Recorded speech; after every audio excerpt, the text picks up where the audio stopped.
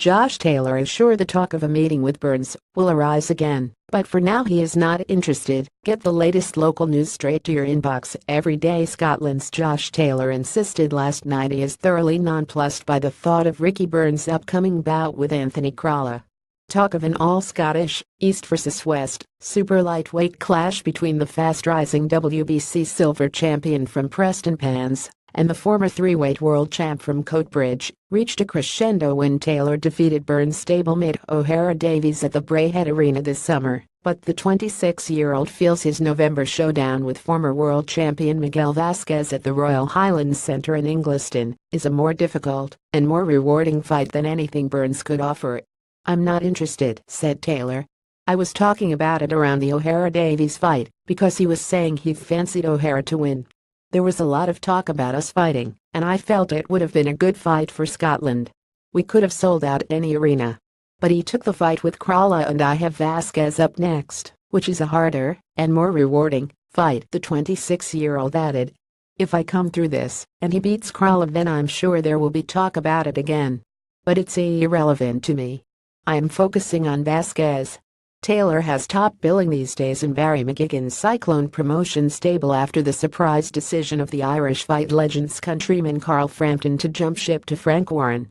While the Scot was disappointed to see his friend leave, he is delighted with the stewardship McGuigan has offered him throughout his perfect 10-fight career and has no intention of following him out the door. McGuigan is on the record about the imperative which boxing promoters have to make matches which offer genuine jeopardy, and Taylor for one is a young man in a hurry. His dream is topping the bill in Vegas or fighting for world titles at Edinburgh Castle. "I couldn't have had a better start to my career," he said. "Every fight has been a step up. I fought on the undercard for 5 or 6 world title fights, fought in America a few times already, and I've topped my own bill 3 times. I'm really happy with how it's gone with Barry, and hopefully I can repay them." As disappointed as I was to see him leave, I don't think about anything when it comes to where Carl's going, he added. "I'm focused on my own career. Barry is saying I could be fighting for a world title in the next year to 18 months, so I'm getting closer to the dream." So intensively has the Scot been hothoused in the sport by McGuigan that he was grateful for a couple of weeks downtime this autumn before he was ordered back into camp ahead of the Vasquez bout. The November fight will be his 4th of the year, training right through Christmas ahead of his points win against Alfonso Oliveira at the MGM Grand in Las Vegas, then taking care of Warren Jabbert on Davies. "It was more a mental break," Taylor said. "I'd been in camp for 7 months solid. I was in right through Christmas, and then had a month in Vegas with Carl. I was back for a week, then prepared for Jabbert.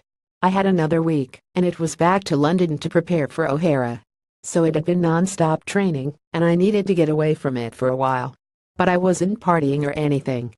I was just chilling out. I could count on one hand how many times I went to the gym in 4 weeks. I enjoyed a few pizzas, went to the racing with my dad, caught up with friends and chilled out. I needed it." November takes him back to the East Coast, fighting at a venue in Ingliston, where he has only previously attended raves and dance nights. "It will be brilliant being back in Edinburgh," he said. "It's easily accessible off the M. I'm looking forward to fighting in front of a big crowd, and hopefully we'll sell it out."